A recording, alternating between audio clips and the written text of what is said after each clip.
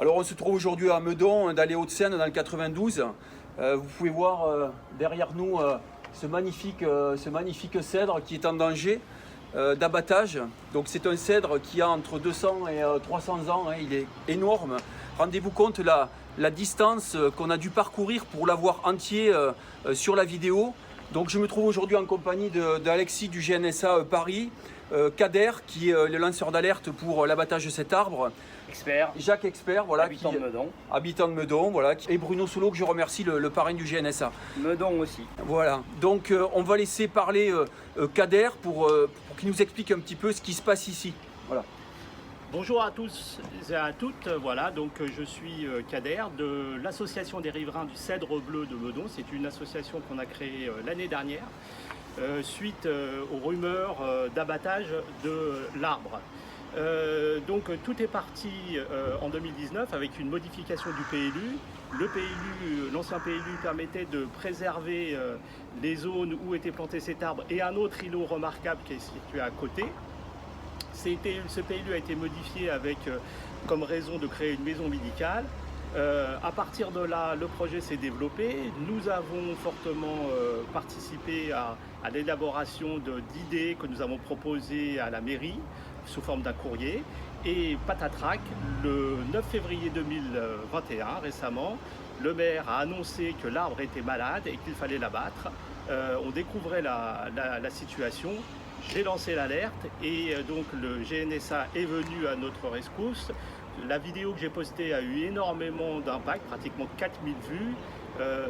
On a rencontré d'autres riverains de ce cèdre qui souhaitaient le préserver, Ouais, merci. On a fait une pétition qui rencontre un très grand succès, donc aidez-nous à sauver cet arbre. Ok, Kader, moi j'ai besoin de savoir, donc monsieur le maire a annoncé en réunion publique qu'il allait abattre cet arbre, mais il n'y a pas eu de diagnostic phytosanitaire de réaliser, on est d'accord? Non, aucun diagnostic phytosanitaire n'a été fait.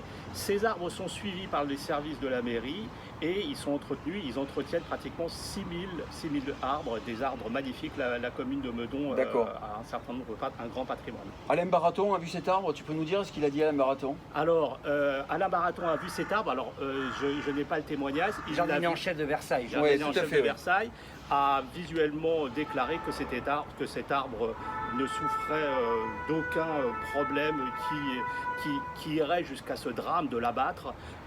Donc voilà, cet argument, je vais aller plus loin. En fin de compte, l'argument, il est clair.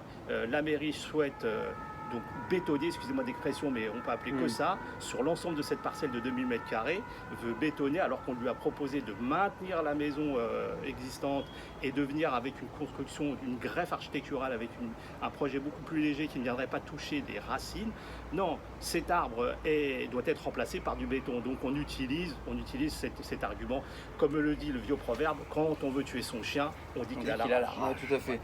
Est-ce que tu m'as parlé, il a été classé cet arbre ou non du coup? Alors, il est dans le répertoire des arbres remarquables. Il n'est pas encore classé, mais donc l'association Arbre l'a mis dans son répertoire, donc on connaît ses caractéristiques, pourquoi il doit être classé, et on a redemandé en urgence un classement non pas de l'arbre, mais de l'ensemble de l'îlot, puisque on voit que cet arbre, juste à côté, on trouve un ensemble d'arbres magnifiques, on ne les voit pas ici, ils sont juste à quelques mètres à côté, et qui forment une véritable forêt urbaine.